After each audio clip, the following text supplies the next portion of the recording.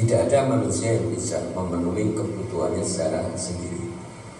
Ini juga hal yang menjadikan kita meredam sifat sombong dalam diri kita. Karena bagaimanapun kita tidak akan sehebat apapun kita, sekuat apapun kita tidak akan mampu hidup secara sendiri, bahkan memenuhi kebutuhan kita sendiri. Memenuhi kebutuhan kita sendiri. Kita pasti membutuhkan orang lain untuk menolong, membantu hajat kita. Demikian pula sebaliknya. Untuk itulah Islam syari itu peletak syariat Gusti Allah Ta'ala dan Kanjeng Nabi memerintahkan kepada kita untuk saling tolong menolong, bantu membantu satu dengan yang lainnya. Di dalam surat Al-Maidah ayat yang kedua, Allah Ta'ala mengatakan, wa ta'awanu 'alal birri wat taqwa wa la ta'awanu 'alal ismi wal 'udwan. Dan tolong menolong kalian dalam kebajikan dan ketakwaan, dan jangan tolong menolong dalam berbuat dosa dan pelanggaran.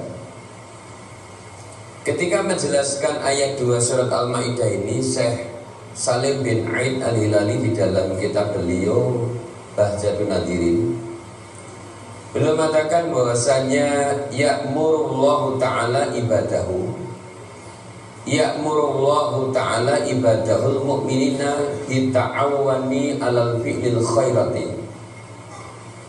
Allah Ta'ala memerintahkan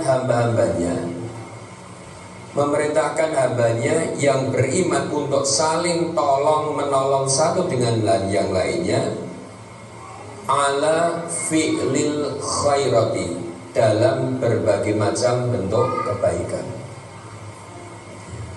Wa yanhahum, dan melarang.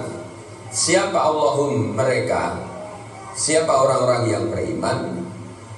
Amit tanasori, untuk saling menolong, alal batil, atas kebatilan, wa alad dunubi, dan atas dosa. Jadi kita nggak boleh nolong kebatilan dan dosa. Umpama kita disuruh tangga kita untuk ngantarkan ziarah yang di sana kita melakukan upacara-upacara, mah nggak boleh. Ya. Di oyak meneh nak dibayar, wah, kita kan buruh. Ya nggak boleh tolong menolong dalam dosa dan pelanggaran, nggak boleh. Nah, ngajimu seprono seperti itu aneh opo. Ya, kalau kita masih bantu-membantu, tolong menolong orang lain dalam kemungkaran, nggak boleh. Atau yang lainnya. Jadi sekali lagi ayat ini menurut Syekh Abu Sa'id bin Aid Al-Hilali di dalam kitab Bahjatun Nadirin ini menghasung kita untuk saling tolong menolong, saling bantu membantu satu dengan yang lainnya. Termasuk di sini di dalam kehidupan berumah tangga. Seorang anggota keluarga, dia tidak mampu kalau memenuhi kebutuhannya seorang diri.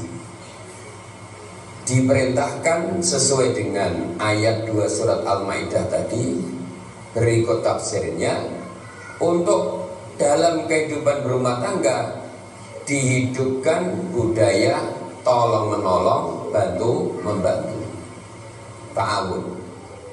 Bahasa Jawa ta'awun itu tolong-tolongan. Itu pun dibatasi alal birri wa taqwa, dalam kebaikan dan ketakwaan.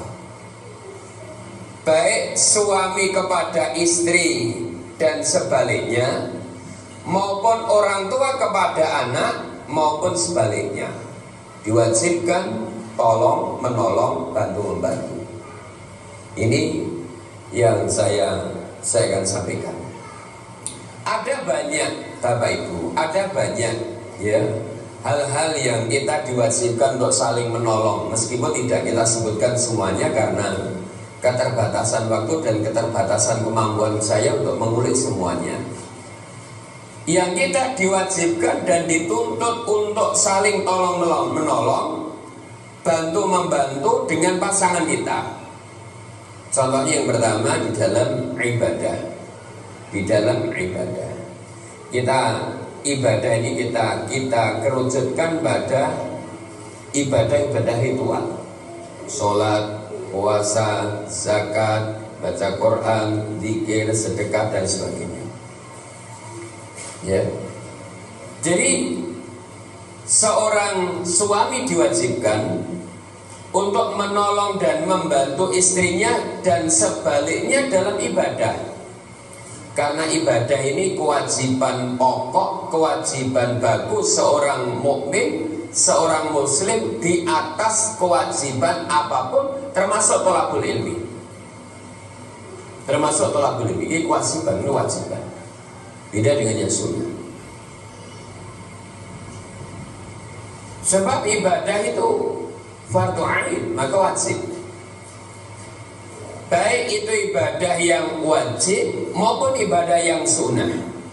Seyogianya suami istri saling bantu-membantu, tolong-menolong satu di antara yang lainnya dalam ibadah. Karena di samping ibadah itu hikmah diciptakan kita di dalam surat An-Nahl 97. Ibadah ini adalah sarana yang disediakan Allah untuk menciptakan kebahagiaan di dalam hidup rumah tangga kita.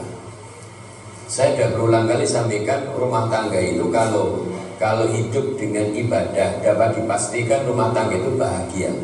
Gak peduli apakah dia kaya atau miskin, gak peduli apakah dia buruh atau pegawai negeri, baik itu dia pejabat atau rakyat biasa, baik itu dia pangkat atau tiada berpangkat, atasan maupun bawahan. Kalau rumah tangga itu rumah tangga yang isinya ahli ibadah, laki-lakinya ahli ibadah, istrinya ahli ibadah, dapat dipastikan keluarga tadi akan diliputi dengan kebahagiaan.